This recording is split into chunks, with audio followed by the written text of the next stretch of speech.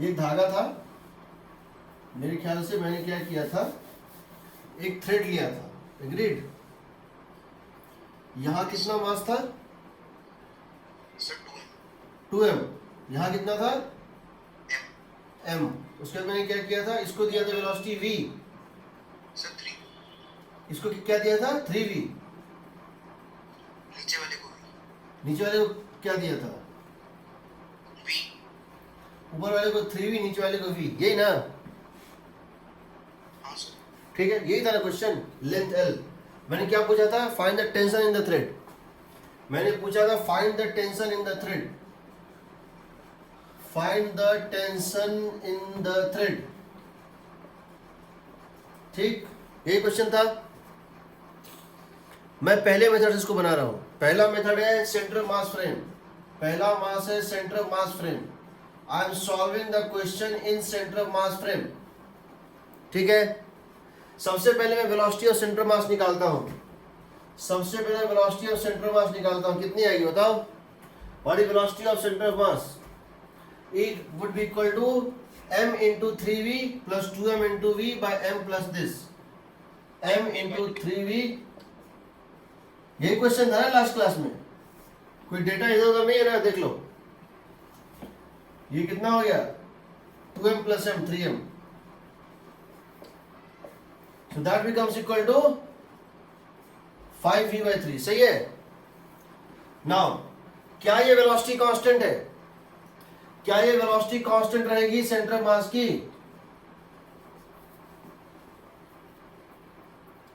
क्या इसके centre mass velocity constant रहेगी। Yes, sir. Yes. इसका मतलब सेंटर मास फ्रेम एक इनर्शियल फ्रेम है, therefore since this velocity is constant therefore it is inertial frame. Inertial frame है, इसलिए बिना किसी मॉडिफिकेशन के न्यूटन लॉ लगेगा। This inertial frame as good as ground frame, as good as ground frame. अब सोचो, तुम सेंटर मास की ट्रेन में बैठ चुके हो, तुम सेंटर ऑफ मास के ट्रेन में बैठ चुके हो।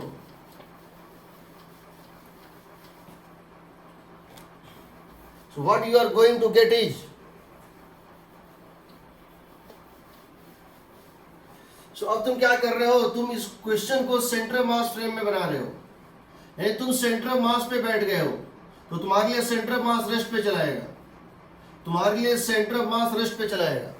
You are sitting on the centre mass, so for you center mass is at rest, and as seen by you, this particle seems to be going forward with the speed 3v minus 5v by 3, that means 4v by 3. This m mass is going with the speed 4v by 3, and this mass is going with the speed, this is v and this is v, so this is v by 3 backwards. So this m mass is going forward with 4v by 3, and this 2m mass, नहीं, ये कैसे हो सकता है।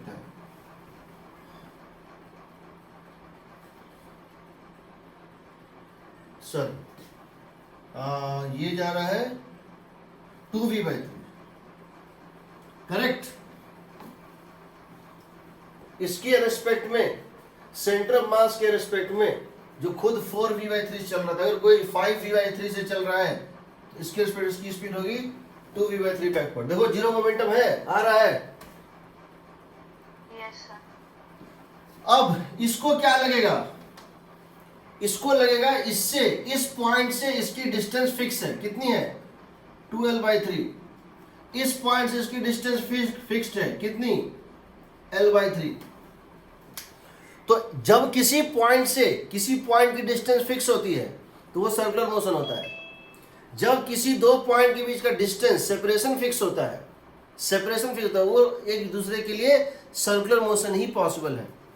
तो इसका मतलब है ये इनर्शियल फ्रेम है, इसमें न्यूटन लॉ में कोई मॉडिफिकेशन नहीं करना है। तो पहले बताओ, इसको, इसका स्पीड क्या दिखाई दे रहा है, 4v by 3। इसको इसका स्पीड दिखाई दे रहा है 4v by 3, और कितने डिस्टेंस पे, हमेशा डिस्टेंस फिक्स है, कितना, 12 by 3। तो इसकी एक्सीलरेशन ये कितने देखेगा, 4v by 3। ये जिनकी ये डिस्टेंस फिक्स है, स्पीड कांस्टेंट है, तो ये क्या देखेगा, ये देखेगा 4v/3 का होल स्क्वायर डिवाइडेड बाय 12/3।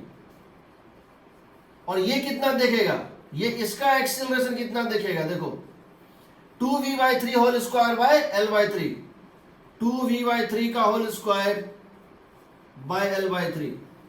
तुम देखोगे इसकी वैल्यू आ रही है 8v²/3l और इसकी वैल्यू आ रही है 4v²/3l। एग्रीड? Yes sir. क्या m1a1 vector plus m2a2 vector 0 है? देखो तो, ये इंटू दिस नीचे की तरफ और ये इंटू दिस ऊपर की तरफ, बिल्कुल है ना? m1r1 is equal to m2r2, m1v1 is equal to m2v2। देखो मास इंटू वेलोसिटी इक्वल है, अपोजिट है। m1r1 is equal to m2r2, m1v1 is equal to m2v2 and m1a1 is equal to m2a2, तीनों आ रहा है। तुमको इसमें tension निकालना है, तुम यहां निकालो या यहां निकालो, कोई फर्क नहीं पड़ता है।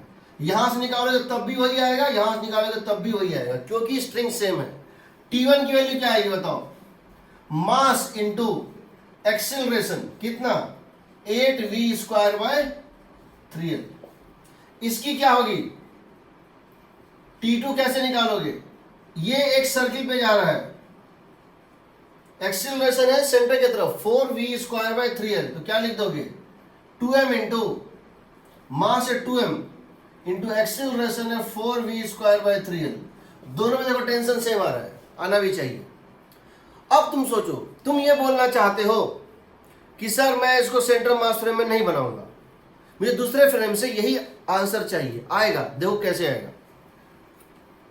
मैं इसको इस फ्रेम में बना रहा हूं, इसका नाम मैं दे रहा हूं ए, इसका नाम दे रहा हूं बी। फ्रेम बी से बना रहा हूं, किससे? Solve in frame B, solve in frame B. हम फ्रेम बी से सॉल्व कर रहे हैं, ठीक। जो पार्टिकल, हम कहां बैठ गए हैं, सेंटर मास पे नहीं बैठे हैं, हम सेंटर मास पे ना बैठ के बी पे बैठ गए हैं और अब हम क्वेश्चन को सॉल्व कर रहे हैं। तो क्या होगा, देखो बी पे बैठ के क्या होगा ये बताओ। अगर इस धागे में टेंशन टी है तो थ्रू आउट टेंशन टी होगा यहां से यहां तक। तो ये बताओ इसकी एक्सीलरेशन कितनी होगी? अगर धागे में टेंशन टी है तो इसकी और इसकी एक्सीलरेशन कितनी होगी? इसकी एक्सीलरेशन होगी T/m, इसकी कितनी होगी? T/2m होगी।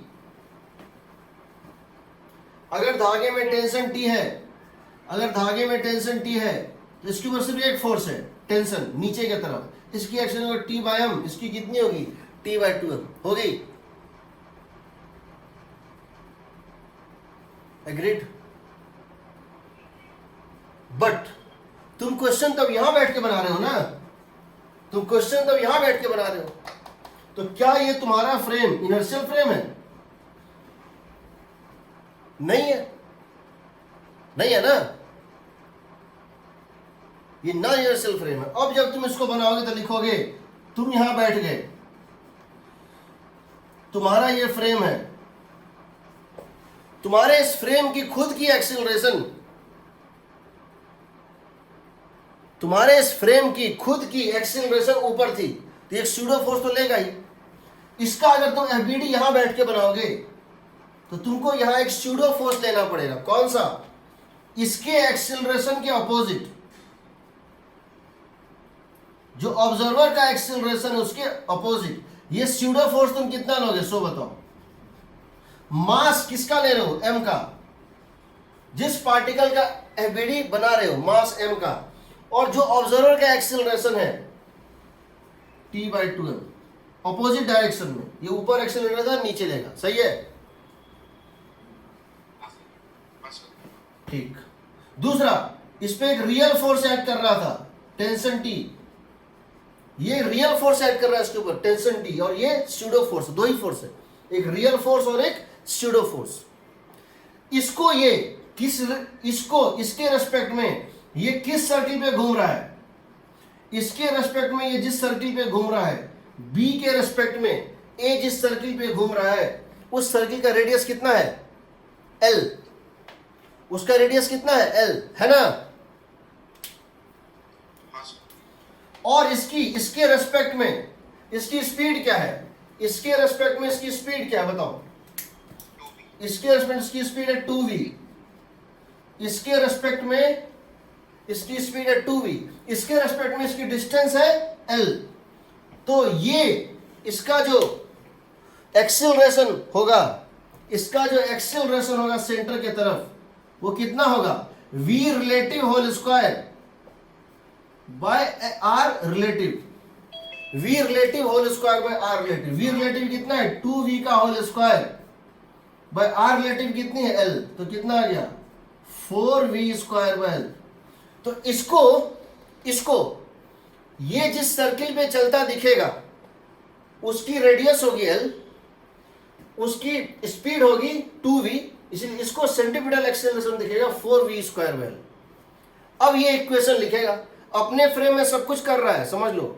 वेलोसिटी भी अपने फ्रेम में देख रहा है, डिस्टेंस भी अपने फ्रेम में देख रहा है, फोर्स भी अपने फ्रेम में देख रहा है, लेकिन चूंकि ये एक्सेलरेटेड था, एक एक्स्ट्रा सूडो फोर्स ले रहा है। आंसर वही आएगा। देखो कैसे, क्या करेंगे? टी नीचे रियल फोर्स, सूडो फोर्स कितना था? T/2। T real, pseudo force T/2 is equal to mass कितना है इसका? m। इसको एक्सेलरेशन क्या दिखाई दे रहा है? 4v square by l। इसको सेंट्रीपिटल एक्सेलरेशन क्या दिख रहा था? 4v square by l। तो 3t/2 इतना हो जाएगा 4mv स्क्वायर बाय l। तो टेंशन कितना आ रहा है बताओ? 8mv स्क्वायर बाय 3l आ रहा है।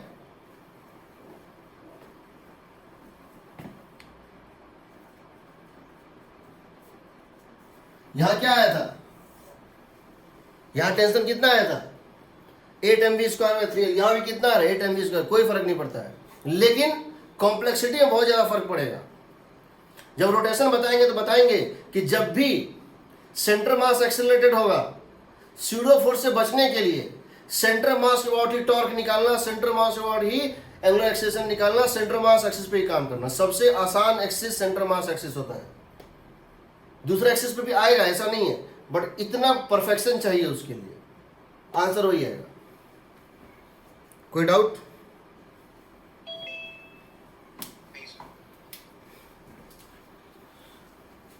मिटाएं इसको। मुझे एक क्वेश्चन याद है, जब मैंने सर्कुलर मोशन पढ़ाया था तो लोगों ने नोट्स में शेयर किया होगा, बट क्लास में मैं नहीं ले पाया था क्योंकि शायद ऑनलाइन है या क्या है कि मैं उतना तेज पढ़ाता हूँ, फिर भी मैं वो सब नहीं पढ़ा पाता हूँ जो मैं पढ़ाना चाहता हूँ। तो उसमें मैंने एक क्वेश्चन लिया था, मैं एक क्वेश्चन ले ही लेता हूँ। मान लो तुमसे मैं एक क्वेश्चन ये पूछता हूँ कि ये सर्कुलर मोशन का है, मान लो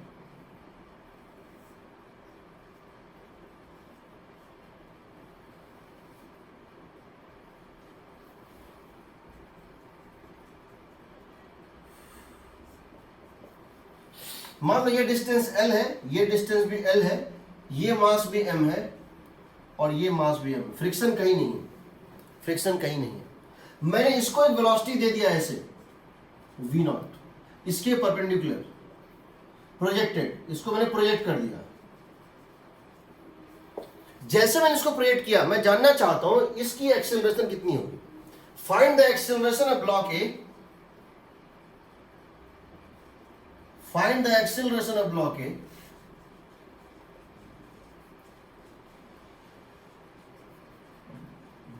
A just after block B is projected horizontally।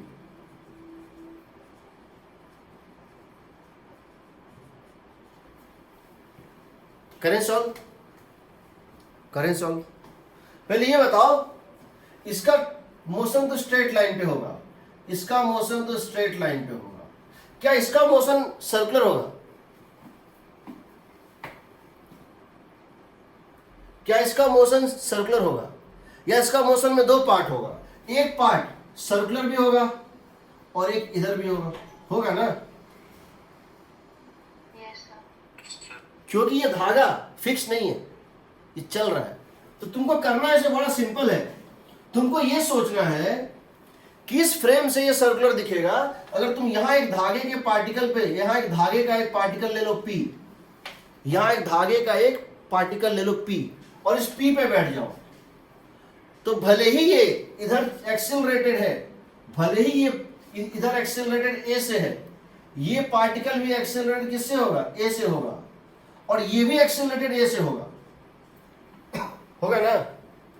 अगर ये एक्सिलरेट A से हो रहा है, ये पार्टिकल भी A से होगा, तो एक एक्सिलरेशन इसका इस डायरेक्शन में होगा और दूसरा ये सर्कल पे भी जाएगा। तो अगर तुम ग्राउंड पे बैठ के देख रहे हो, तुमको ये सर्किल में तो जाता दिखेगा ही, साथ में इधर जाता दिखेगी, तुमको इस डायरेक्शन में जाता दिखेगा, तो ये सर्कुलर नहीं होगा। ग्राउंड फ्रेम में इसका मोशन सर्कुलर नहीं होगा, लेकिन P के फ्रेम में, इन frame P, this is circular motion होगा। हाँ सर। क्योंकि P एक वो पॉइंट है जहां से इसकी सेपरेशन फिक्स है, डिस्टेंस फिक्स है, डिस्प्लेसमेंट भले फिक्स ना हो, डिस्टेंस फिक्स है, तो सर्कुलर होगा। तो P फ्रेम में बनाएंगे इसको, कैसे बनाएंगे देखो, मान लेते हैं इसमें टेंशन T है, मान लेते हैं इसमें टेंशन T है,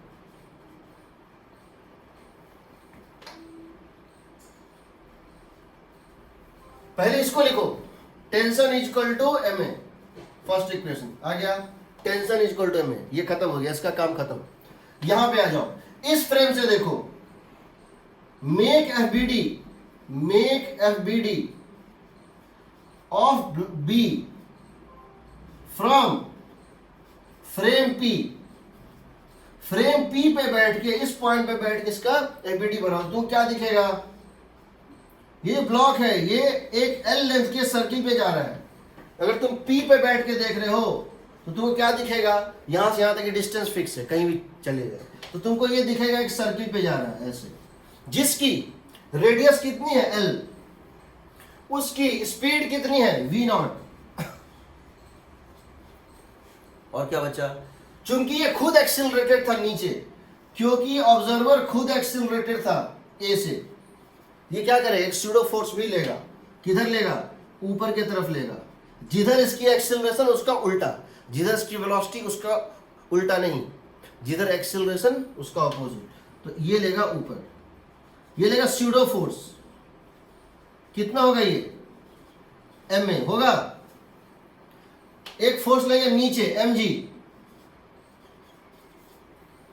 और एक यहां लेगा टेंशन टी, जो कि रियल फोर्स है।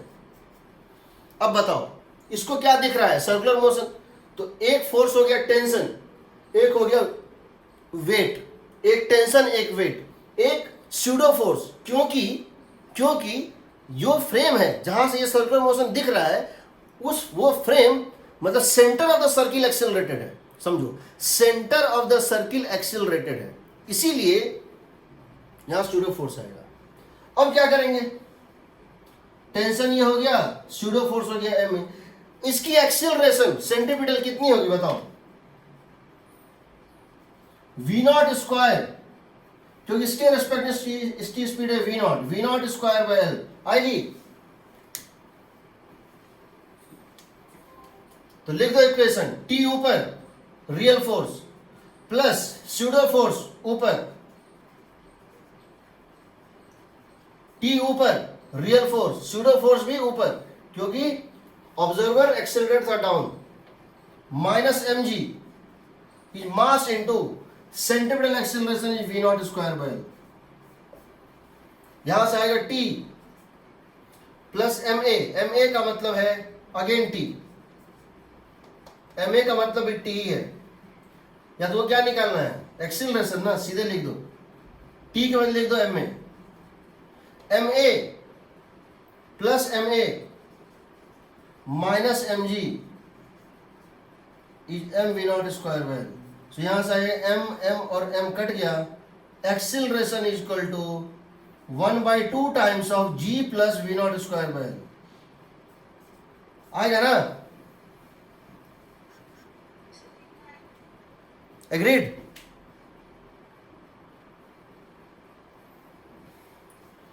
तो फ्रेम को सिलेक्ट करना बड़ा इंपॉर्टेंट होता है और सब क्लियर होगा रोटेशन के बाद ही। रोटेशन वो चैप्टर है जो पूरी फिजिक्स को समेट के एक जगह डाल देता है। रोटेशन में पूरा फिजिक्स कल्विनेट हो जाता है और वहाँ पे बहुत अच्छे अच्छे मेथड्स निकलते हैं जिससे क्वेश्चन यू बनता है। ठीक, चलिए मेरा आज का टॉपिक है जो मैं पढ़ाना चाह रहा था। वैसे उसके पहले एक दो और इलस्ट्रेशन लेना चाहते हैं। यहाँ कोई डाउट किसी को? सोचना है इस पे। वैसे मैं तुम्हें बताऊं, जब तो 11th का सिलेबस हो जाएगा खत्म, 12th हो जाएगा खत्म, मैं उम्मीद करता हूं कि तुम इतने सिंसियर रहोगे कि अगले साल अगस्त तक पूरी 12th भी खत्म कर लोगे। उसके बाद तुमको हर चैप्टर में एक एक्स्ट्रा ऑर्डिनरी टॉपिक्स एक्स्ट्रा जो है वो उस टाइप की चीज़ें जो उसके तुमको हर टॉपिक में वो सारी चीज़ें चाहिए जो जनरली स्किप होता है, जो कि कहीं वो पॉइंट्स नहीं मिलते, वो सभी तुमको रिवीजन करना है। रिवीजन के टाइम सब चीज़ें नहीं करनी होती हैं, वही करनी होती हैं जो एक्स्ट्राऑर्डिनरी पॉइंट्स होते हैं। ठीक है, चलिए चलो पहले तो मैं ले रहा हूं वेरिएबल मास सिस्टम।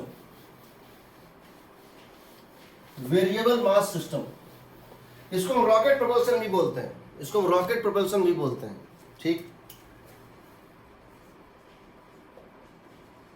वेरिएबल मास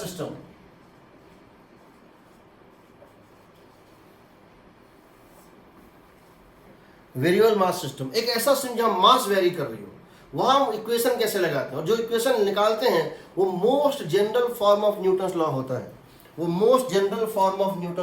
है, ठीक। हम ये कह रहे हैं वेरिएबल मास सिस्टम में कि मान लेते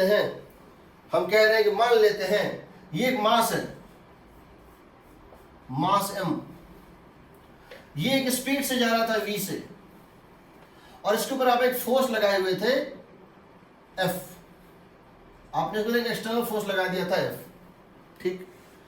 और पीछे से एक दूसरा मास आता है dm, बहुत छोटा मास है dm, इसकी स्पीड है u और ये आगे से टकरा जाता है और ये इससे आगे टकरा जाता है और चिपक जाता है। It comes collides and sticks. एक मास चल रहा है जिसकी मास m, किसी टाइम t पर एक मास है m जो v स्पीड से जा रहा था, उसके ऊपर एक एक्सटर्नल फोर्स लग रहा था F एक्सटर्नल, इधर से पार्टिकल पीछे से आया u स्पीड से, इससे कोलाइड कर गया और कोलाइड करके इसे चिपक गया। जब चिपक गया तो टाइम t प्लस dt पे एट t प्लस dt, जब टाइम हो गया t प्लस dt, इसका टोटल मास सिस्टम का हो गया m प्लस dm। और मान लो इसकी वेलोसिटी बढ़ के कितनी हो गई f plus df, sorry v plus dv, इसकी वेलोसिटी बढ़ के हो गई v प्लस dv, समझ रहे हो?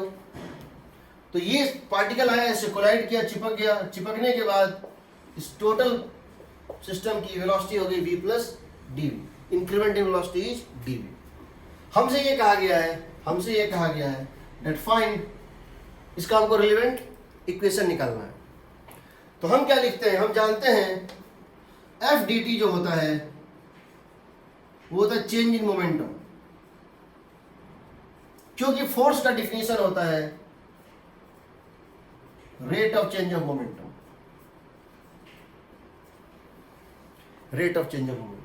तो इसके ऊपर कितना एक्सटर्नल फोर्स, अगर हम दोनों को सिस्टम मान लें तो जब दोनों टकराया इनके बीच जो नॉर्मल लगा एक्शन रिएक्शन, वो तो इंटरनल फोर्स था। ये जो फोर्स कोई बाहर से लगा रहा है ये एक्सटर्नल फोर्स था, जो लिख देंगे F एक्सटर्नल dt,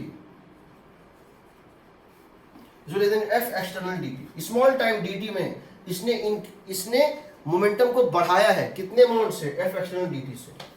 और जब P फाइनल को लिखोगे m प्लस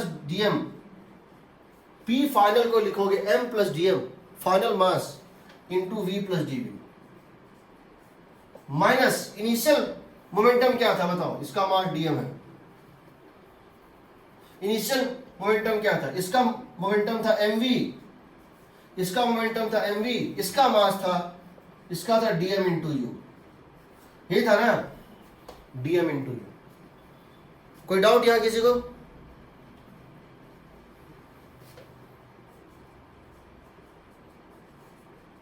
तो इसको लिख दो, इसको ये कर दो, ओपन कर दो, हो जाएगा m into V plus m into D V plus dm into V plus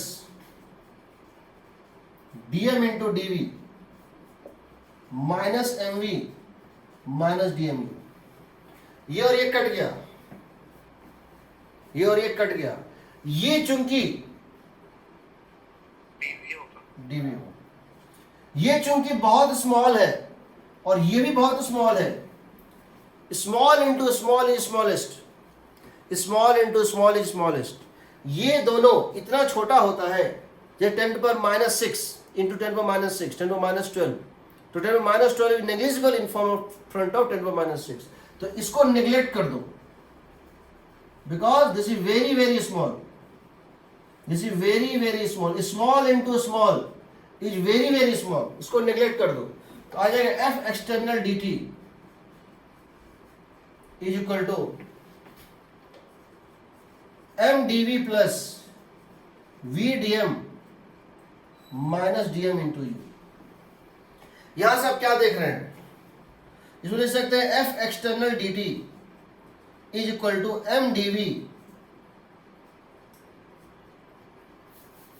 या इसको लिखो M D we is equal to M D we is equal to F external D t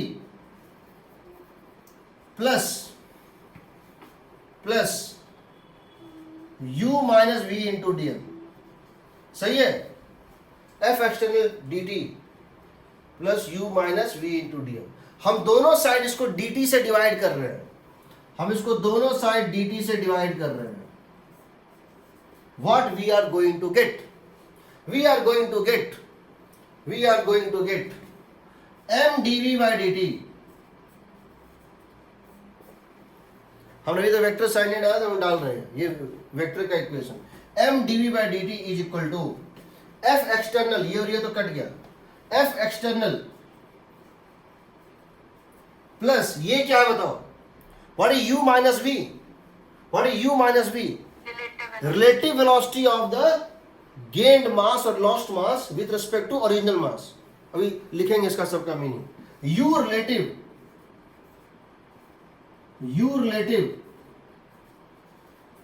into D M by D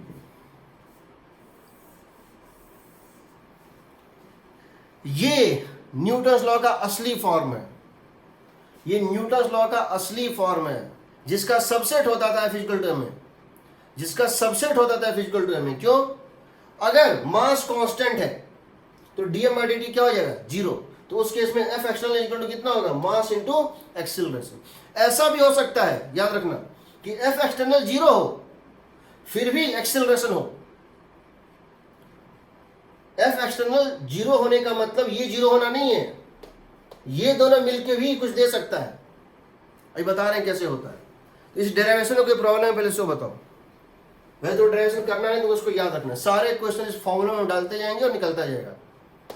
universal formula है, इस फॉर्मूले से हम सारा question बनाने वाले हैं। अभी हम इस फॉर्मूले को लिखेंगे, इसका मीनिंग बताएंगे, पहले यहाँ डेरिवेशन में कोई प्रॉब्लम तो नहीं है। चलिए, हम इस फॉर्मूले को लिख रहे हैं, इसका मीनिंग बता रहे हैं और उसको यूज कैसे करते हैं। ठीक, मैंने पहले बताया था वेरिएबल मास सिस्टम एक क्लास का भी टॉपिक नहीं है, छोटा सा टॉपिक है, समझ लो, समझ लो मतलब उसके हर चीज को अच्छे से समझ लो, तो फिर कोई दिक्कत ही नहीं, फिर कोई दिक्कत ही नहीं।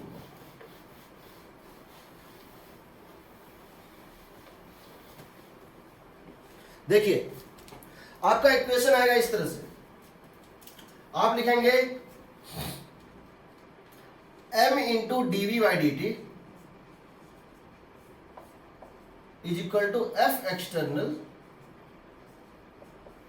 Plus U relative into D M by D T.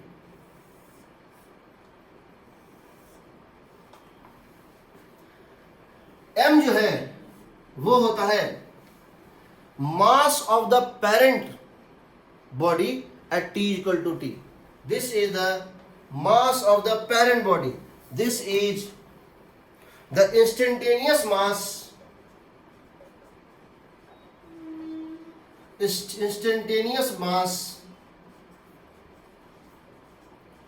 of the parent body. किसी टाइम टी पर ये पेरेंट बॉडी का मास है, किसी टाइम टी पर ये पेरेंट बॉडी का मास है, उस मोमेंट का इंस्टेंटेनियस मास.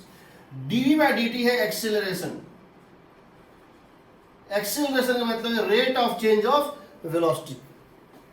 F एक्सटर्नल है, any external force acting on the system, any external force acting on the system.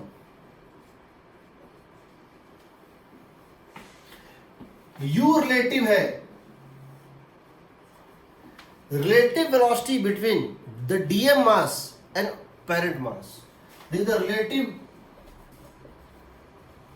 velocity between mass dm and mass m.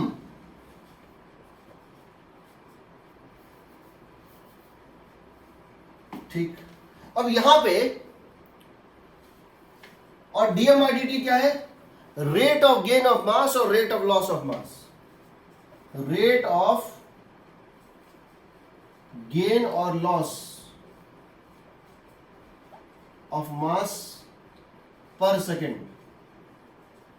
पर सेकेंड का मतलब in KG per second, in KG per second, KG per second में उसका ये है. ठीक है, तो समझो इस बात को. यहां पे सब कुछ का साइन है, सब कुछ वेक्टर है, सब कुछ का साइन है, इंक्लूडिंग इसका भी साइन है, सिर्फ एक का साइन नहीं है एम को. Everything has a sign plus और माइनस एक्सेप्ट इंस्टेंटेनियस मास. अब समझो,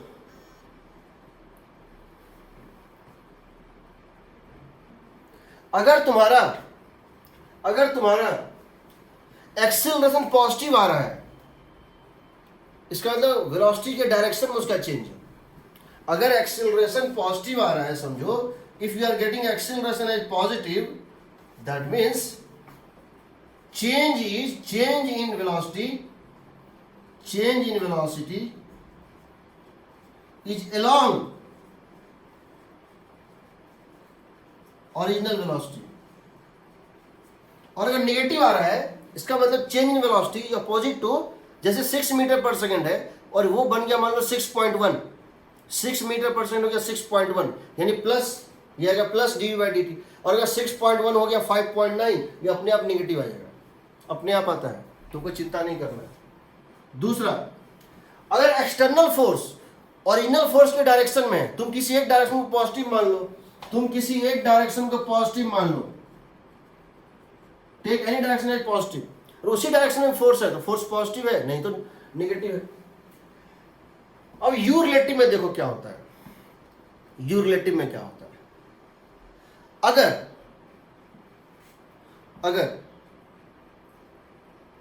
पेरेंट बॉडी के रिस्पेक्ट में, उसी डायरेक्शन में आप इसको आ रहा है, और यू रिलेटिव का मतलब हो गया, समझो कि अगर पेरेंट बॉडी के रिस्पेक्ट में पीछे जा रहा है, अगर वेलोसिटी इस तरह से, यू को देखो, यू में क्या होता है. अगर इनिशियल वेलोसिटी यू था, ये था वी था, किसी इंस्टेंट पे पार्टिकल की वेलोसिटी वी है, और आपने मास को आगे थ्रो किया है, आपने मास को जो है फॉरवर्ड थ्रो किया यू से, तो प्लस के साथ लोगे यू रिलेटिव. इसके डायरेक्शन में तो प्लस लेंगे, और इसके अगर उल्टा डायरेक्शन में है, पीछे थ्रो किए हैं, तो माइनस लेंगे. समझ रहे हो?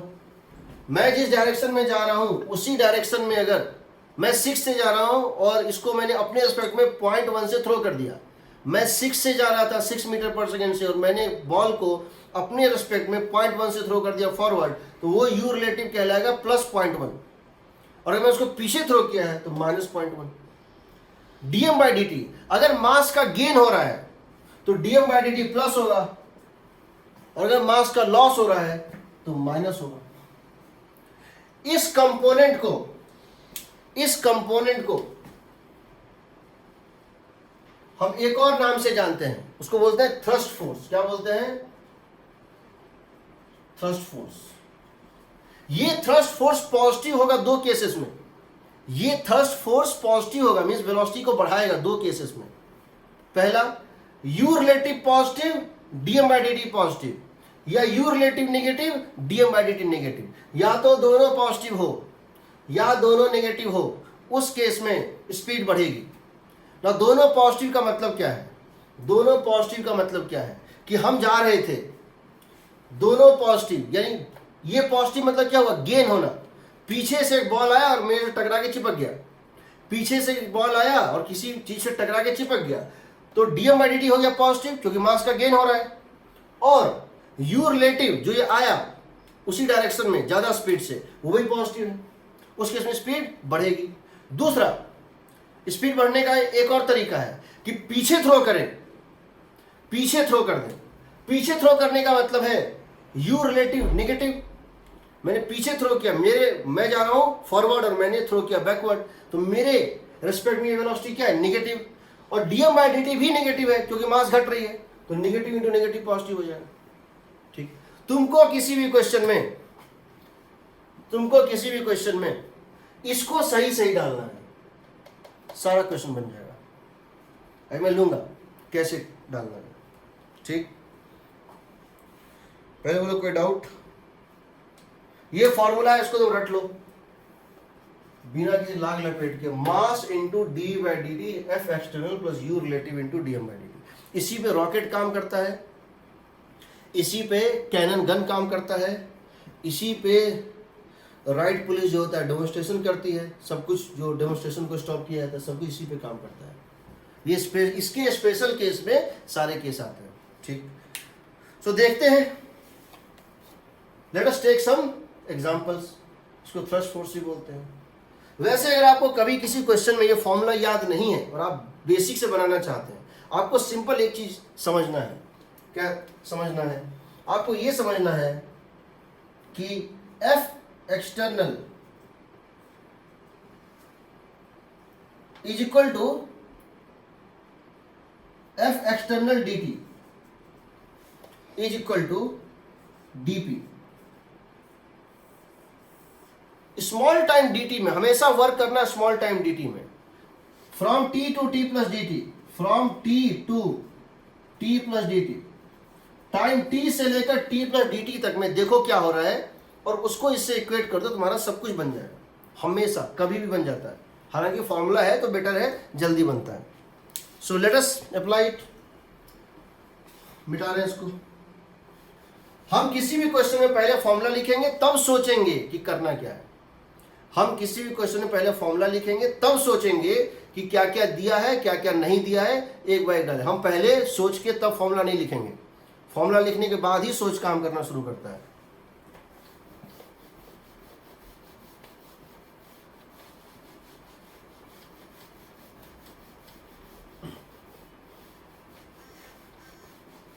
आपकी स्क्रीन टेढ़ी हो गई। स्क्रीन टेढ़ी हो रही है।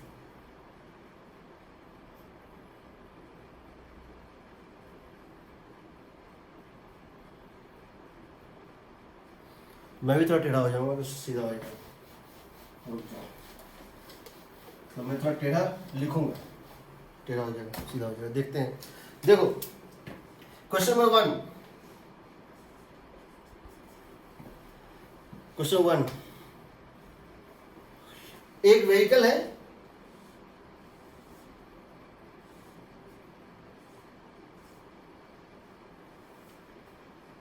और इसमें जो है सैंड भरा हुआ है, इसमें सैंड भरा हुआ है। सैंड को लेकर इसकी मास कुछ है, इसको हम F लगाना शुरू कर देते हैं। तो क्वेश्चन है, ए vehicle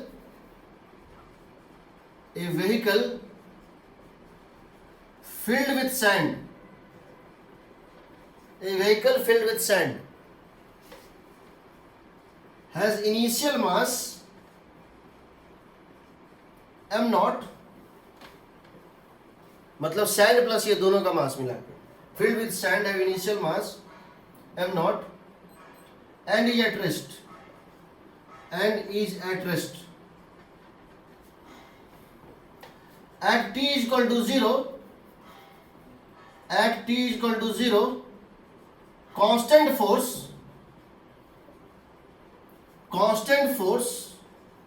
f naught started to act, and also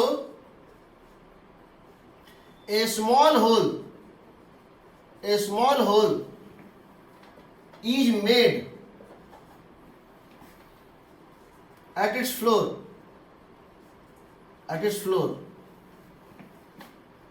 so that sand started to come out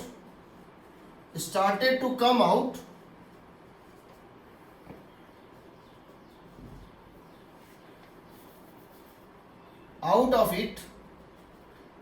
it vertically, started come out of it at constant rate r kg per second. Find velocity of vehicle or cart as function of time.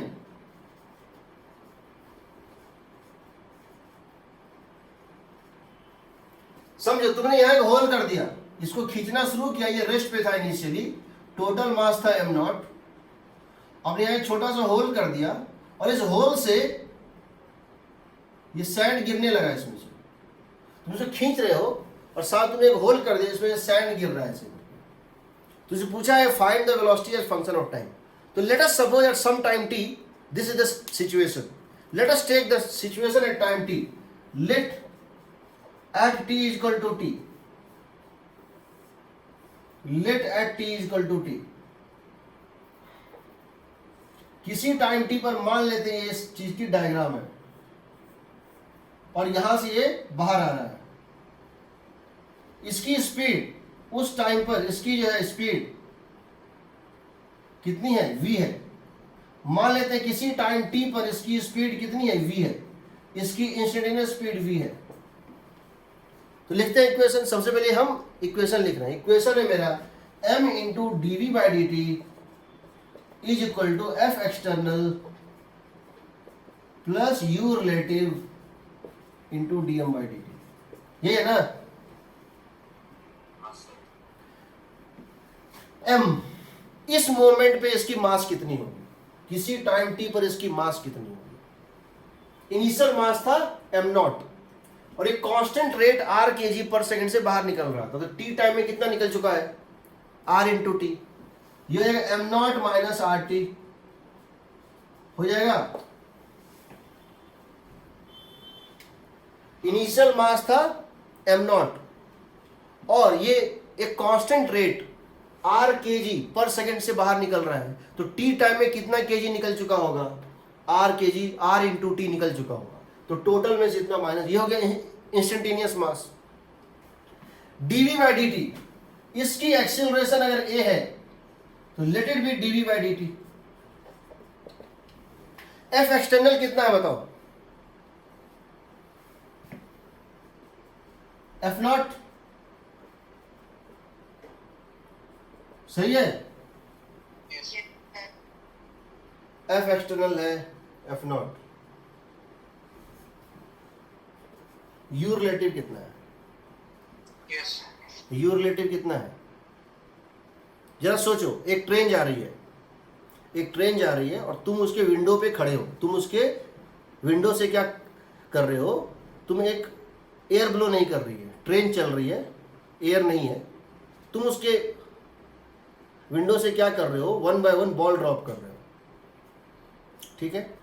Ground frame में देखो वो तुमको projectile पे दिखेगा, ground floor पे देखोगे तुमको projectile पे दिखेगा ना, क्योंकि तुम्हारी जो वेलोसिटी थी v वो इसको मिली हुई है ना, समझ रहे हो ना? Yes. Yes. Yes, Sir. sir. लेकिन तुम उसको सिर्फ ड्रॉप कर रहे हो, तुम उसको सामने का वेलोसिटी देने खाली ड्रॉप कर रहे हो। तो ड्रॉप कर रहे हो, तुम्हारा जो हाथ चल रहा था और तुम्हारे हाथ में बॉल दोनों वी से चल रहा है, तुमने छोड़ दिया तो दोनों अलग हो जाएगा, लेकिन उसकी इनिशियल वेलोसिटी ग्राउंड के फ्रेम में वी ही होगी। इसके रेस्पेक्ट में इसकी वेलोसिटी कितनी होगी? 0। अगर यहां से डीएम मास बाहर निकलता है तो इस डीएम मास की वेलोसिटी वी ही है कि नहीं? हाँ sir. Yes, sir. 0 DM by D T है, लेकिन हम ये वेलोसिटी ग्राउंड के रिस्पेक्ट में नहीं लेते हैं, याद रखना। हम ये वेलोसिटी लेते हैं with respect to parent body. तो जब तुम उससे ड्रॉप कर रहे हो किसी चीज को, जब एक फाइटर प्लेन बॉम्ब ड्रॉप करता है तो उस मोमेंट पे जब वो उस बॉम्ब उससे सेपरेट होता है तो फाइटर प्लेन और बॉम्ब दोनों की स्पीड सेम होती है ना? Yes, sir. तो फाइटर प्लेन के रेस्पेक्ट में इसकी स्पीड 0 होगी। तो इसका आंसर सिंपल होगा।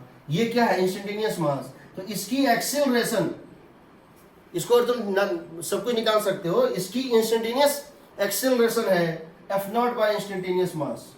ये क्या है? F0 एक्सटर्नल फोर्स, और ये क्या है? Instantaneous mass. इसकी इंस्टेंटेनियस एक्सेलरेशन है इंस्टेंटेनियस फोर्स जो कि कांस्टेंट है, external force, by instantaneous mass जो कि धीरे धीरे घट रही है, इसीलिए एक्सेलरेशन यूनिफॉर्म नहीं है।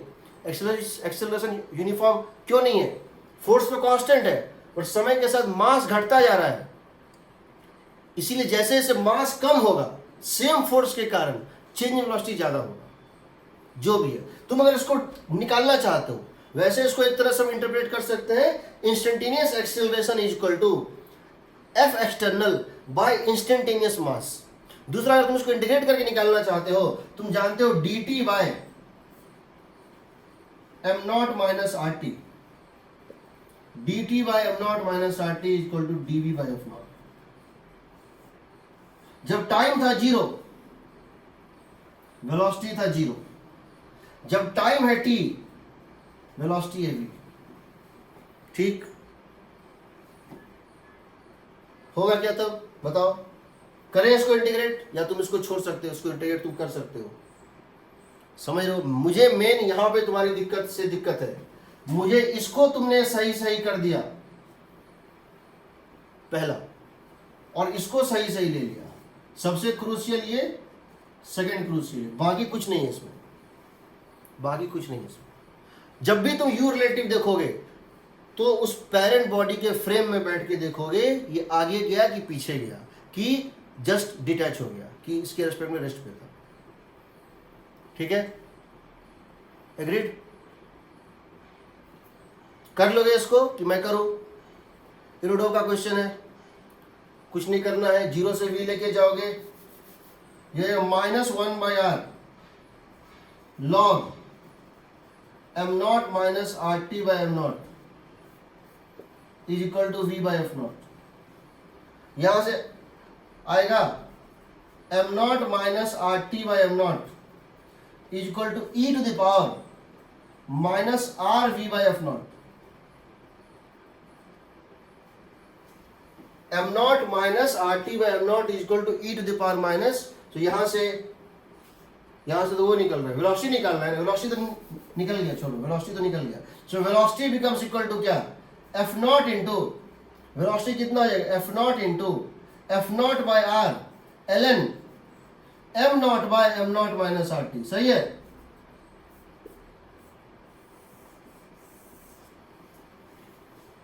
हो गया, क्रॉस मल्टीप्लिकेशन कर दिए। और log a बाई बी क्या होता है? Minus of log b by a होता है ना?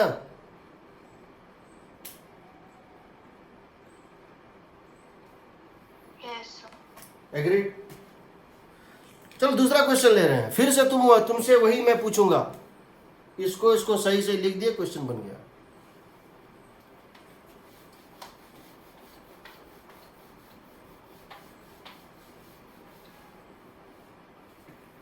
एक मिनट रुक जाओ।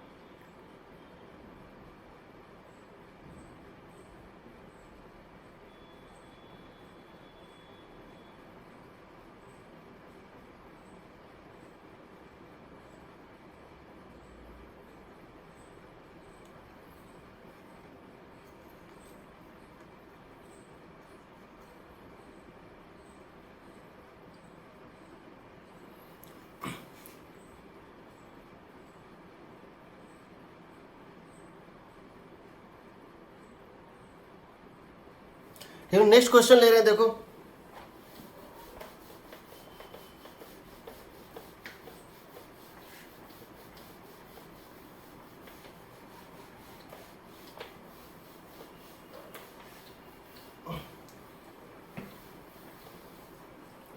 अगला क्वेश्चन क्या है, ये देखो।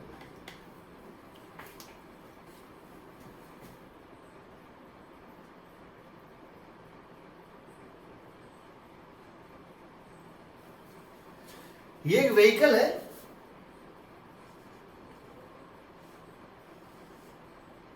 ये एम्प्टी व्हीकल है,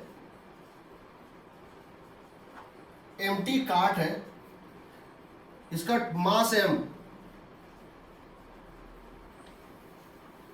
हम यहां इसके ऊपर फोर्स लगाना शुरू करते हैं F0, जो ये कांस्टेंट फोर्स है, और तभी बारिश होनी शुरू हो जाती है। At the same time rain starts to happen, तभी यह रेनिंग स्टार्ट हो जाती है।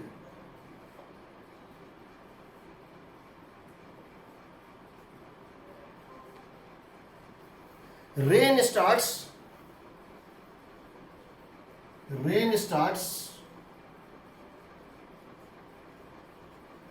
vertically downwards so that mass entering per second और mass collected per second is r kg per second। तो हमको इसका स्पीड निकालना है फंक्शन ऑफ टाइम। तो क्या करते हैं, find the speed as function of time, find the velocity of the cart as function of time.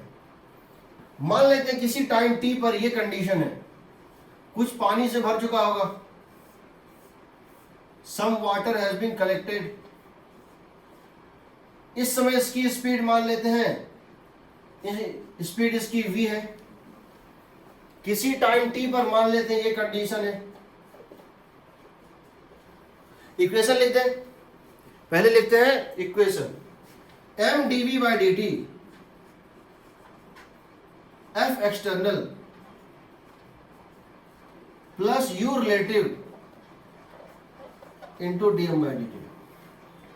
m को तुम लिख सकते हो, पहले मास कितनी थी m0, पहले मास कितनी थी m0, r kg पर सेकंड इसमें कलेक्ट हो रहा था। t टाइम में कितना हो जाएगा कलेक्ट, rt, ये होगा टोटल मास। सही है, Yes, sir. dv by dt acceleration, f external f0, f external is f0,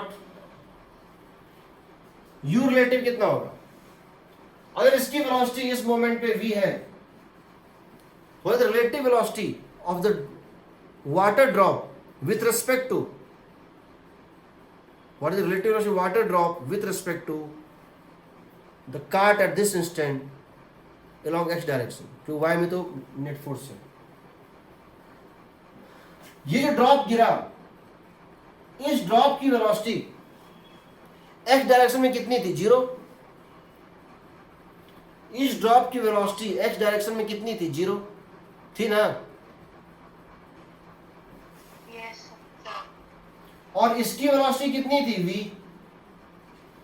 तो कार्ट के रेस्पेक्ट में ड्रॉप की वेलोसिटी क्या थी, -v थी।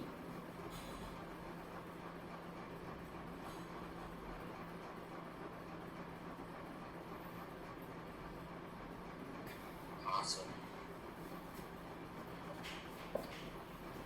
मान लो ये ड्रॉप नहीं होता, Repeat कर दीजिए। हाँ बता रहा हूं, देखो मान लो कि ये ये रेन नहीं होता, ये चल रहा है, एक गाड़ी चल रही है, और वो क्या कर रहा है, डस्ट पार्टिकल्स को अपने में समेटते हैं। मान लो यही क्वेश्चन में चेंज कर देता, क्वेश्चन क्या कर देता मैं कि ये एक व्हीकल है, इसकी मास है m0, और इसके ऊपर एक फेविकॉल लगा हुआ है, एक ग्लू लगा हुआ है। ये एक व्हीकल है या एक कोई बॉडी है जिसकी मास है m0, और इसके ऊपर एक ग्लू लगा हुआ है, इसके ऊपर एक फेविकॉल या कुछ लगा हुआ है। ये क्या कर रहा है, ये जो मूव कर रहा है, ये मूव कर रहा है एक डस्ट पार्टिकल के थ्रू। ये एक डस्ट पार्टिकल का क्लाउड है, ये क्लाउड ऑफ डस्ट पार्टिकल है, क्लाउड ऑफ डस्ट पार्टिकल। तो ये क्या करेगा, मूव करेगा, तो जो भी डस्ट पार्टिकल ऐसे कांटेक्ट में उसको ये चिपक जाएगा इसमें। यानी कि समझो एक डस्ट पार्टिकल जब यहां पर था और ये व्हीकल ऐसे जा रहा था, मान लो इस व्हीकल की स्पीड v थी, मान लो किसी मोमेंट पे इस व्हीकल की स्पीड v थी और डस्ट पार्टिकल की स्पीड कितनी थी, 0 थी ना। Yes. Yes, sir. और ये डस्ट पार्टिकल इससे स्टिक कर गया, चिपक गया। तो ये बताओ अगर इस डस्ट पार्टिकल का मास dm है तो dm बाई dt पॉजिटिव होगा कि निगेटिव होगा, पॉजिटिव होगा, गेन हो रहा है, मास बढ़ रहा है ना इसका, पेरेंट बॉडी का, dm बाई dt पॉजिटिव होगा। बट वेलोसिटी क्या होगा, पॉजिटिव या नेगेटिव,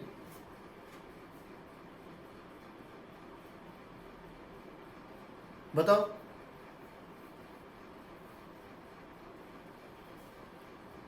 होगा नेगेटिव, Yes, sir. Negative. क्योंकि पेरेंट के रेस्पेक्ट में इसकी वेलोसिटी पीछे की तरफ थी, डस्ट के पार्टिकल के रेस्पेक्ट में, डस्ट पार्टिकल के रेस्पेक्ट में पेरेंट बॉडी की वेलोसिटी फॉरवर्ड थी, बट पेरेंट बॉडी के रेस्पेक्ट में डस्ट की वेलोसिटी बैकवर्ड थी। तो माइनस भी यहां डालेंगे, तो वही यहां पे हो रहा है। हो क्या रहा है, इस ये रेन हो रहा है उसको भूल जाओ। मान लो यहां एक टैप होता, मान लो यहां एक टैप होता है, ऐसे टैप, एक नल होता, इस नल से ड्रॉप बाय ड्रॉप, इस नल से ड्रॉप बाय ड्रॉप पानी उसमें गिर रहा होता, तो जो वो गिरता ऐसे वर्टिकली, उसका एक्स डायरेक्शन में वेलोसिटी कितना था, 0। ये पार्टिकल एक्स डायरेक्शन में रेस्ट पे है, ये पार्टिकल एक्स डायरेक्शन में रेस्ट पे है, और इसकी स्पीड है कितनी है, v है। ये पार्टिकल एक्स डायरेक्शन में रेस्ट पे, इसकी स्पीड v है। इसका मतलब है इसके रेस्पेक्ट में इसकी स्पीड माइनस v थी, और dm बाई dt पॉजिटिव आएगा। देख लो यहां कोई दिक्कत हो, इसको तुम मास नहीं भी रखो, बाद में डाल देना, instantaneous mass D by D F external में कोई डाउट नहीं होता है।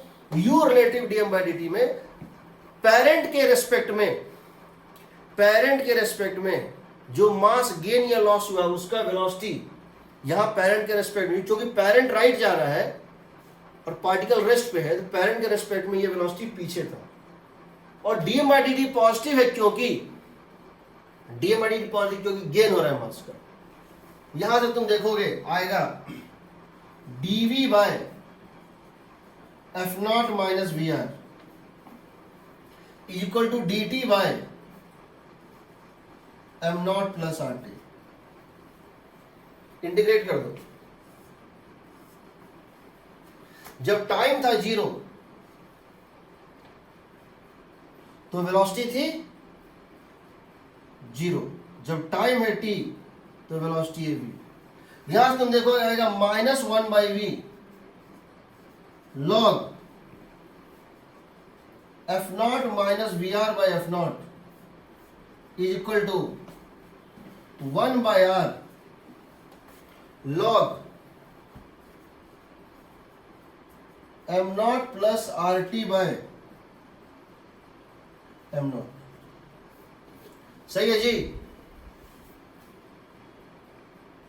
और ये वाला इंटीग्रेशन नहीं आता बस। अच्छा देखो, तो बता देता हूँ, ये बहुत काम आएगा बाद में। Basic integral of dx by x कितना होता है, integral of dx by x होता है ln x। सही है।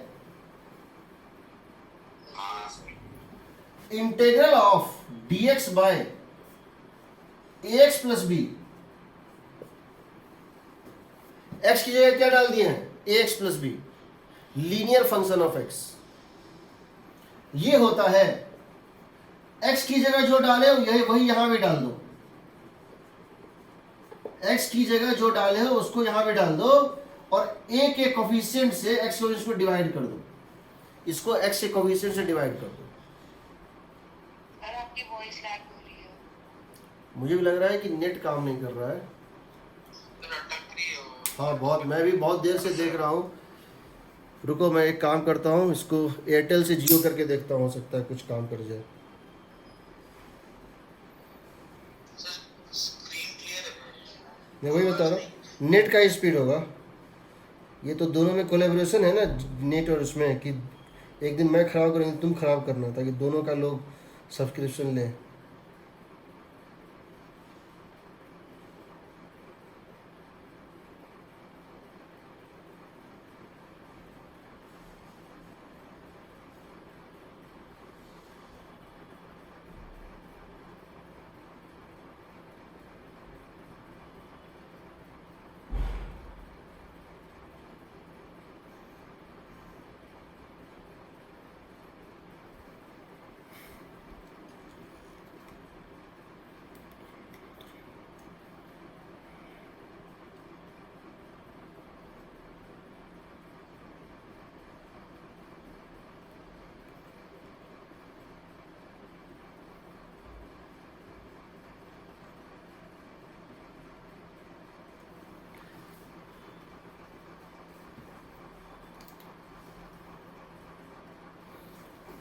अभी ठीक है?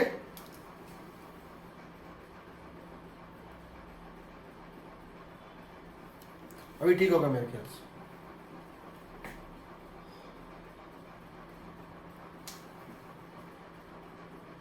देख, बहुत ब्लर आ रहा है। दिख रहा है? फोकस नहीं कर पा रहे, और पास में क्या हो गया? सर कैमरा थोड़ा बोर्ड के पास ले तो फोकस हो जाएगा। कैमरा बोर्ड के पास कैसे लाऊं? नहीं आएगा। अभी ठीक है? Yes, कर रहे हैं अभी। काम थोड़ा चलाओ, सा बहुत ब्लर है। काम चलाओ, क्या करूं? बस इस वीक की प्रॉब्लम, उसके प्रॉब्लम नहीं आएगी। उसके ब्रॉडबैंड पे मैं लूँगा तो दिक्कत नहीं आएगी। तो ठीक है, देखो खैर बेसिक चीज़ समझो, बेसिक जो है फंडामेंटल चीज़ वो क्या है, बाकी तो अभी वो रॉकेट प्रोपल्सन ले लेते हैं। रॉकेट कैसे चलता है, पहले वो ग्राउंड से कैसे चलता है और स्पेस में जाके कैसे चलता है। ठीक, रॉकेट ग्राउंड से कैसे चलता है, स्पेस में जाके कैसे चलता है, देखते हैं। रॉकेट में क्या होता है समझो,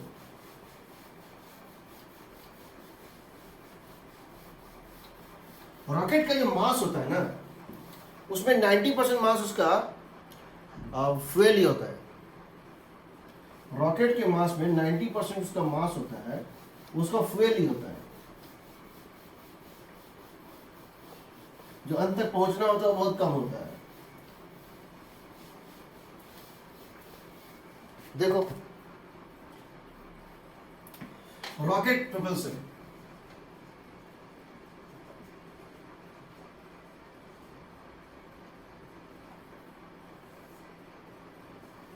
एरोप्लेन और रॉकेट में एक बहुत बड़ा फर्क होता है कि एरोप्लेन जो होता है वो बॉयंसी के कारण चलता है। एरोप्लेन जो होता है वो एयर को दबाता है तो एयर उसको पुश करता है, रिएक्शन फोर्स देता है। तो एयर मीडियम में या क्लाउड जो भी है, एटमॉस्फेरिक जो मटेरियल होता है उसके पुश से बर्नौलीज थ्योरम के अकॉर्डिंग वो फ्लाई करता है एरोप्लेन। लेकिन रॉकेट जो होता है वो वैक्यूम में भी चलता है। रॉकेट वैक्यूम में भी चलता है। ठीक, कैसे चलता है देखो, ये मान लो एक रॉकेट है इस तरह से,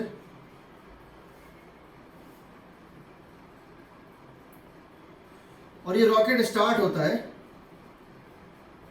गैसेस इजेक्ट करना स्टार्ट करता है फ्लाई करने के लिए। तो जब ये रॉकेट यहाँ चलना स्टार्ट करता है, इसका मास मान लेते हैं m0 था, ये उड़ता है और ये यहाँ पहुँचता है, तो इसके पास इस समय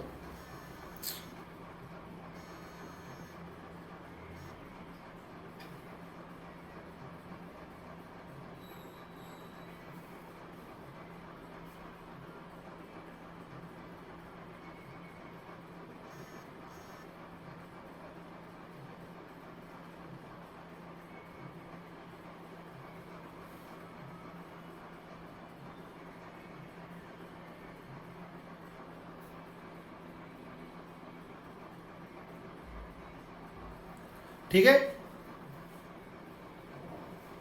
तो मान लीजिए एक रॉकेट है, सुनाई दे रहा है ना?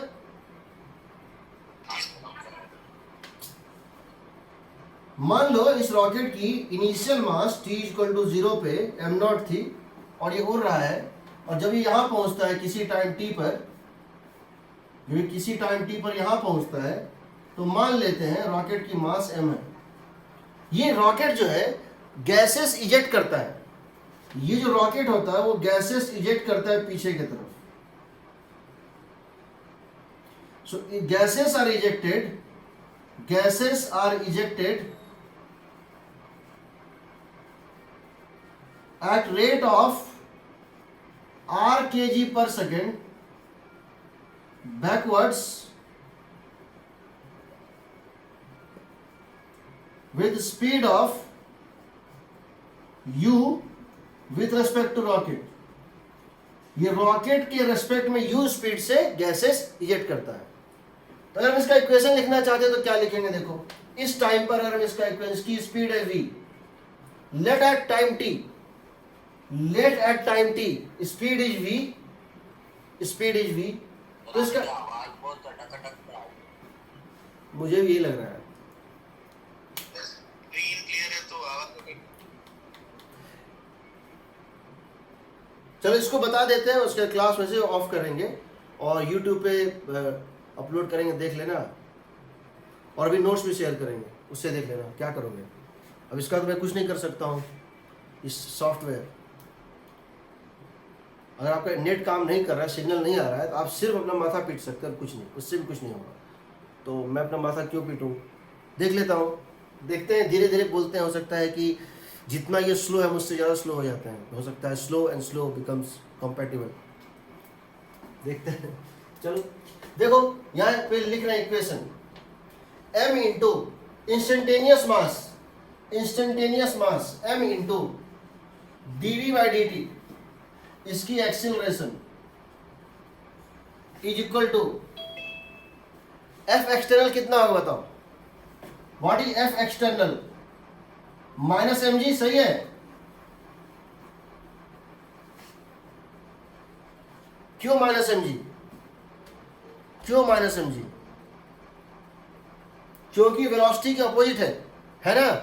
वेक्टर इक्वेशन है, ये पॉजिटिव डायरेक्शन है, ये पॉजिटिव डायरेक्शन है, ये नेगेटिव फोर्स है ना।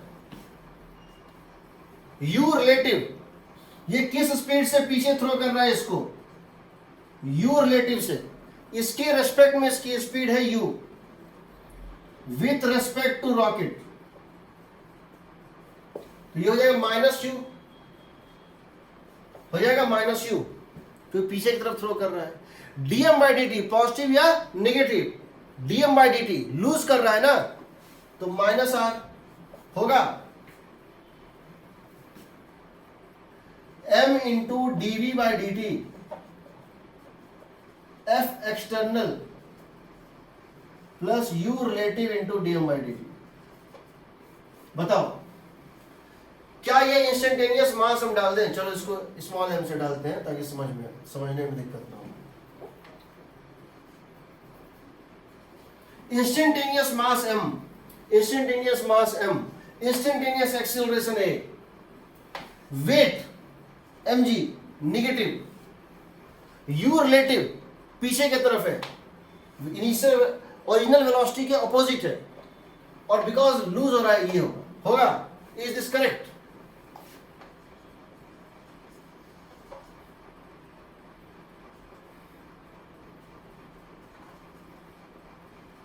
Is this correct?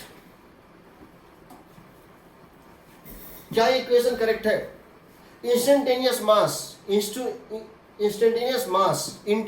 Instantaneous acceleration upwards is equal to minus mg plus minus u into minus r, क्योंकि रेट ऑफ लॉस हो रहा है माइनस r, सही है? Yes, sir. तो पहली बात ये समझो, रॉकेट उड़ेगा तभी, पहली बार जब उसको स्टार्ट करोगे, रॉकेट उड़ेगा तभी जब ये वैल्यू पॉजिटिव आएगा। अगर mg का वैल्यू इससे ज्यादा है, अगर वेट इससे ज्यादा है, ये क्या चाहता है? ऊपर, ये थ्रस्ट क्या चाह रहा है? ऊपर फेंकना। ये थ्रस्ट क्या चाह रहा है, ऊपर फेंकना, ये क्या चाह रहा है, नीचे लाना। अगर ये ज्यादा है तो उड़ेगा ही नहीं। Rocket starts if, first rocket starts to go up only if dv by dt is greater than 0. That means u into r is greater than m naught g. Starting में अगर इसकी मास m naught थी और wait इतनी थी, तो initially अगर ये चीज इससे ज्यादा नहीं है तो नहीं उड़ेगा।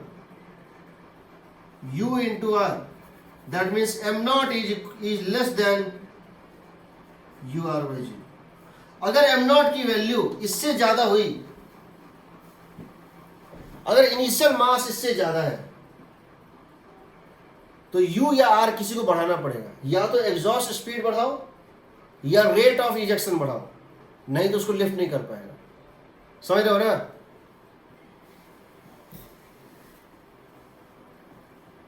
हाँ सर। दूसरा, अगर इफ लिफ्टेड, अगर M naught less than U R by G है तो उड़ तो जाएगा। तुमको ये एक्सप्रेशन भी मिल गया। Now you can find its acceleration. निकाल लो। क्या करोगे? एम डीवी, एम का मतलब क्या हो गया बताओ? अब यहां डाल दो m naught minus R T. सही है? M naught minus R T, सही है? Instantaneous mass. Yes sir.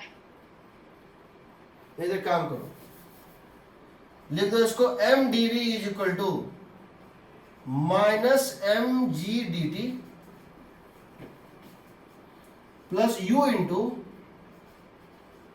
D M by D T. ये क्या था? D M by D t into d T.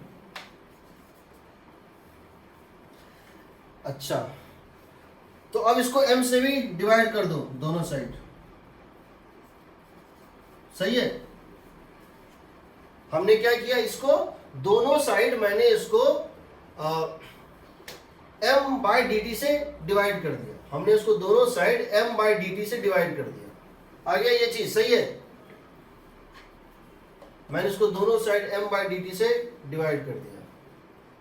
ठीक है? तो कितना आ जाएगा बताओ? इसको इंटीग्रेट कर दो। g अगर कांस्टेंट है, g अगर कांस्टेंट है, वैसे रॉकेट में तो कांस्टेंट नहीं होती, कुछ दूर के लिए कांस्टेंट मान सकते हो। कुछ दूर के लिए मतलब रॉकेट उड़ना शुरू किया 100-200 किलोमीटर तक के डिस्टेंस तक को सेम मान सकते हो। क्या आएगा बताओ? 0 से लेके v तक जाओगे, 0 से लेके t तक जाओगे। इनिशियल मास था m नॉट, फाइनल मास है m, तो क्या आएगा बताओ? आएगा v is equal to minus g t plus u l n m by m naught. अच्छा, यहां पे हमको minus D M by D t डालना था, ये हो जाएगा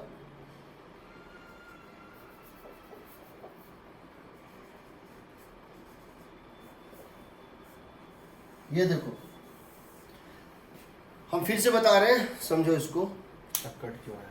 देखो इक्वेशन होता है m d v by D T is equal to F external plus u into D M by D T.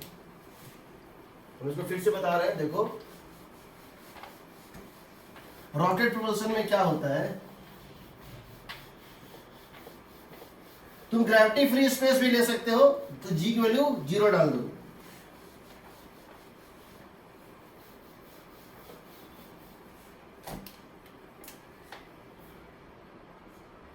देखो ये जो है ना रॉकेट है, मास है m naught, t equal to 0।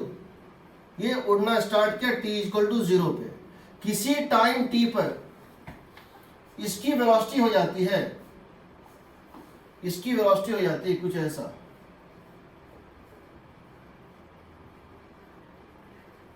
इसकी वेलोसिटी आती है v, इसकी मास हो जाती है m, ठीक है। तो हम ये इक्वेशन लिख रहे हैं m मान लो, और इसकी एक्सीलरेशन है a, तो हम लिख रहे हैं m इंटू a, सही है, m into a is equal to F external. अभी इस सिस्टम के ऊपर एक्सटर्नल फोर्स क्या बताओ, अभी इस सिस्टम के ऊपर एक्सटर्नल फोर्स क्या है, mg है नीचे की तरफ, ये ना एक्सटर्नल फोर्स, इसको क्या लिखेंगे, माइनस mg लिखेंगे, इंस्टेंटेनियस मास इंटू जी, प्लस u रिलेटिव क्या लिखेंगे, ये u रिलेटिव दिया हुआ है u, बट ये अपोजिट डायरेक्शन में है ना, अपवर्ड को पॉजिटिव मान है, डाउनवर्ड दे रहे हो तो minus u, dm by dt दिया हुआ है r, dm बाई dt दिया हुआ है r, या इसको ले लो minus dm by dt, simple. क्यों माइनस dm बाई dt, क्यों माइनस dm बाई dt, क्योंकि वेलोसिटी का, क्योंकि मास का लॉस हो रहा है। तो यहां से तुम देख सकते हो, यहां से तुम ये देख सकते हो कि तुमको जो एक्सप्रेशन मिलेगा वो मिलेगा dv is equal to minus g d T plus u dm by m होगा। इंटीग्रेट कर दो उसको,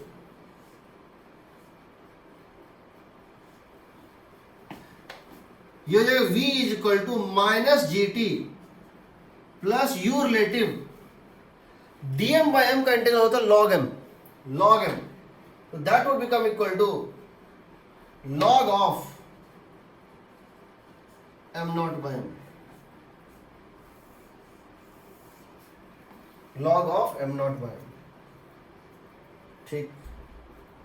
यहां से तुम क्या देख रहे हो, अगर g 0 होता तो वेलोसिटी कितना होता, u ln m naught by m।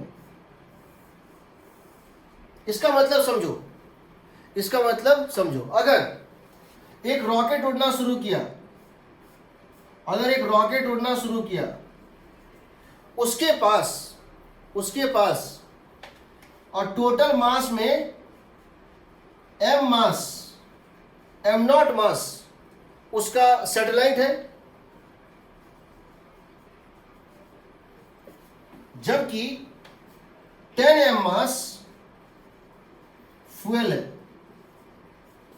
और ग्रेविटी 0 है, और ग्रेविटी 0 है, उसका अगर 10 m टोटल मास है 11 टाइम्स ऑफ m नॉट, 11 में से 10 टाइम्स 10 पार्ट जो है फ्यूल है, 1 पार्ट सैटेलाइट है।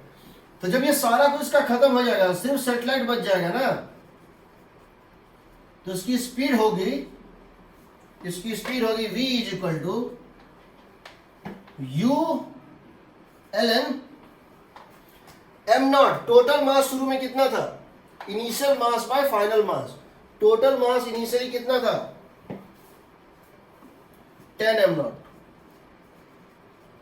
यही है ना, टोटल मास कितना था 10 m नॉट, फाइनल मास क्या बचा इसका m नॉट बचा ना, इतना इसका फाइनल स्पीड होगा, इतना इसका फाइनल स्पीड होगा, ठीक। अब मान लो दूसरा रॉकेट है, दूसरा जो है रॉकेट है, उसमें ये फ्यूल का पार्ट ज्यादा है, तो उसका स्पीड ज्यादा होगा कि कम होगा, this is total mass initial by total mass final, ये ना, ये total mass initial by total mass final. Final मतलब क्या है, जब सारा फ्यूल खत्म हो गया, जब सारा फ्यूल खत्म हो गया, तो क्या हम इसको लिख सकते हैं, इसको क्या हम लिख सकते हैं, v is equal to u ln mass of satellite, या जो भी चीज वो ले आ रहा है, जनरली सैटेलाइट ही ले आता है, mass of satellite plus mass of fuel by mass of satellite. क्या हम लिख सकते हैं, टोटल इनिशियल टोटल मास जो था फ्यूल और सैटेलाइट का कंबाइंड मास था, और फाइनली सिर्फ सैटेलाइट बचेगा जब फ्यूल खत्म हो जाएगा, तो that would become equal to u ln 1 plus mass of fuel by mass of satellite. तो समझो, फ्यूल बाय सैटेलाइट का रेशियो जितना बड़ा होता है, फाइनल स्पीड उतना ज़्यादा गेन करता है। इसीलिए फ्यूल को ज़्यादा रखना, अगर फ्यूल बाय सैटेलाइट का रेशियो 9 है और फ्यूल बाय सैटेलाइट का रेशियो 99 है, तो 99 बेटर है। समझ रहे हो?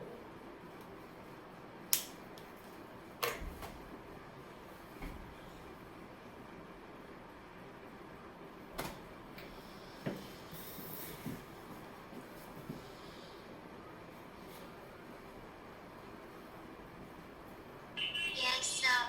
बहुत गड़बड़ हो रही है। मैं हाथ हिलाता हूँ, ऐसे करता हूँ, उसके बहुत देर बाद मेरा हाथ दिखाई देता है। यानी कि आज जो है जियो और एयरटेल दोनों ने गठबंधन कर लिया है कि दोनों में से कोई काम नहीं करेगा।